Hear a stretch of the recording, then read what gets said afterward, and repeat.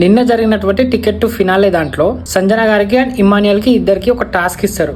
So ఆ task లో ఏంటంటే రోప్ ఖచ్చితంగా పట్టుకొని అట్లీస్ట్ ఒక్క చేతినైనా ఖచ్చితంగా పట్టుకొని ఒక బాల్ ని తీసుకొని బాల్ ని అవతల వాళ్ళ దాంట్లో వేయడం అన్నట్టు. ఆ గేమ్ లో సంజన గారు అయితే ఓడిపోతారు. అది ఎట్లా ఓడిపోతారు అంటే ఆ రోప్ ని అయితే వదిలేస్తారు.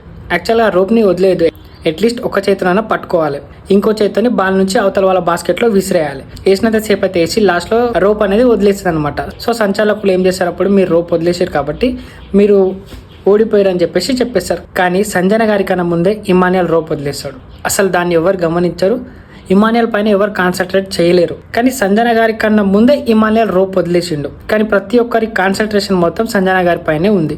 సో ఫైనల్ గా సంచాలకులు అండ్ కాంటెస్టెంట్స్ అందరు కలిసి సంజన గారే రోప్ వదిలేసారు అని చెప్పేస్తారు.